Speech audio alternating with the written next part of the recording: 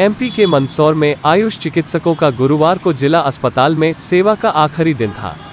ये सभी आयुष चिकित्सक कोविड काल में लगातार अपनी सेवाएं देते आ रहे थे, लेकिन अब सरकार ने इनकी कार्य समाप्ति के आदेश दे दिए हैं। सरकार के इस कदम से सभी आयुष चिकित्सकों व आरटीपीसीआर लैब में काम करने वालों में नाराजगी के साथ मायूसी भी छाई हुई है। लैब भी गुरुवार से बंद कर दी गई है।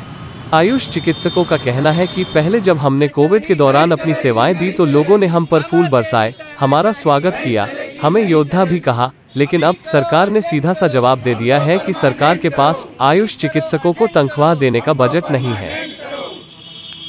भारत माता की जय। आपको और सरकार ने आपको क्या सरप्राइज दिया है? मेरा नाम डॉक्टर राजेश बोराना है। मैं आयुष मेडिकल ऑफिसर हूँ। कोविड में हमारी नियुक्ति हुई थी और मैं मार्च 2020 से आज तक अपने साथियों के साथ सेवा दे रहा हूँ। निरंतर 2 साल हो गए हैं। और एक समय था जब कोविड की शुरुआत थी, हर व्यक्ति कोविड वायरस से डर भी रहा था। उस समय जो है हम लोगों को एक कोरोना योद्धा सम्मान से नवाजा गया। उस समय हमारे सम्मान में लोगों ने तालियां बजाई, थालियां बजाई, दिए जलाए और विमान से पुष्प वर्षा तक करवाई।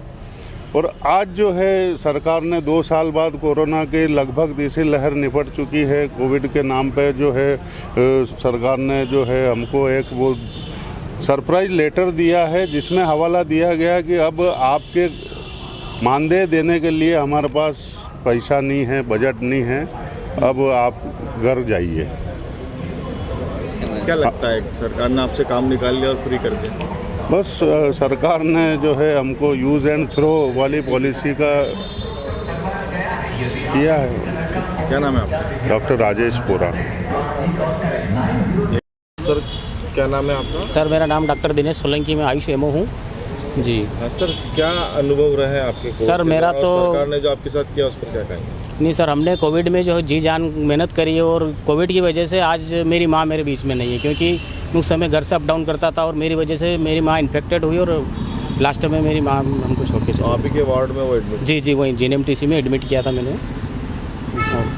इतना सब कुछ होने के बाद भी सरकार का जो रवैया है उस पर क्या कहेंगे आप? जैसे सरकार का रवैया जो है पूरी तरह से कोविड जो योद्धाओं का जो दर्जा दिया है, कहीं ना कहीं सरकार उसके ऊपर पूरी तरह से अमल नहीं कर रही। कहीं ना कहीं जो है ना एक सिर्फ एक वो दर्जा दिया गया है, पर वास्तव में कोरोना योद्धाओं का अगर दर्जा दिया जाएगा तो उनको तभी मिलेगा जब उनको परमानेंट या स्थायी किया जाएगा। सर आपका नाम क्या है और क्या अनुभव? मेरा नाम डॉक्टर सोनू कुमावत है और मैं आयुष मेडिकल ऑफिसर। ठीक है। किस तरह से आपने पूरा दौर निकाला और आपके निजी अनुभव क्या रहा है? क्या आपने? मैंने मोस्टली नाइट ड्यूटी ही करी है, जो करीबन 13 से 14 घंटे की ड्यूटी होती थी मेरी। और उसी नाइट ड्यूटी करने के बाद जब घर जाता था तो पिताजी और माताजी के साथ में ही रहते थे। उन्हीं के दौरान पिताजी भी पॉजिटिव हुए हैं, हो सकता है मेरी गलती की वजह से हुए हों। और यही मंदसौर जिला चिकित्सालय में एडमिट कराया गया था, जिसका उनको बाद में इंदौर में उनके देहांत हो चुका है कोविड की वजह से।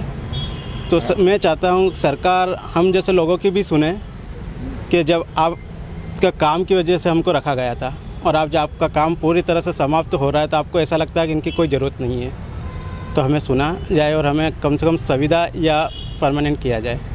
आपका नाम? डॉक्टर सोनू कुमावत जोशी है। मैं आरटीपीसीआर लैब मंदसौर में साइंटिस्ट पोस्ट पे हूँ।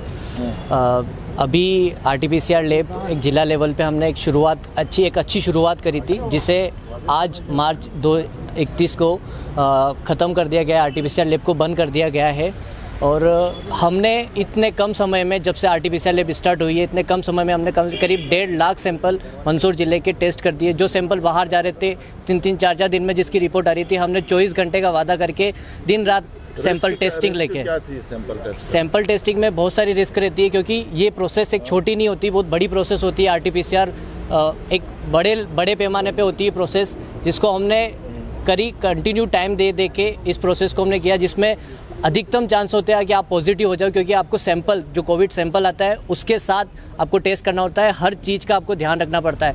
अगर आप पीपी पहनते हो तो उसमें मास्क लगाना, सब कुछ आपको ध्यान रख के ये प्रोसेस करनी पड़ती है। अच्छा, एक बात बताइए, इस बात की कौन गारंटी दे रहा है कि कोविड अब वापस नहीं आएगा? अभी आप कुछ दिनों से न्यूज़ में देख रहे हैं कि चाइना में और कुछ प्रदेश अभी तक लॉकडाउन कर चुके हैं। अभी तक जो चाइना जैसा एक बड़ा देश है, जो अगर लॉकडाउन हो सकता है तो इंडिया में क्यों नहीं आएगा। और इंडिया में भी कई केस डेल्टा क्रोन के मिल चुके हैं, जो एक नया वेरिएंट आया है डेल्टा और ओमिक्रॉन को मिला के, जिसके कई केसेस अभी कर्नाटक, बेंगलोर, महाराष्ट्र में आ चुके हैं। तो सही बात है कि मध्य प्रदेश में आने में ज़्यादा टाइम नहीं लगेगा उसको। ऐसे में लैब बंद करना ठीक रहेगा? नहीं, बिल्कुल भी नहीं रहेगा, क्योंकि अगर सैंपल वापस से अगर बाहर जाना रहेगा 3 से 4 दिन में रिपोर्ट आएगी तो पेशेंट कहाँ जाएगा। और अगर यहाँ पे अगर उपलब्धि है RT-PCR ये है तो क्यों ना यहाँ पे टेस्ट लगाया जाए और यहीं पे रिपोर्ट दी जाए। आपका नाम? शुभम जोशी, क्या करते हैं? साइंटिस्ट बी पोस्ट पे हूँ मैं RT-PCR लैब के अंदर। हमारे चैनल को सब्सक्राइब करें और बेल आइकन को दबाएं।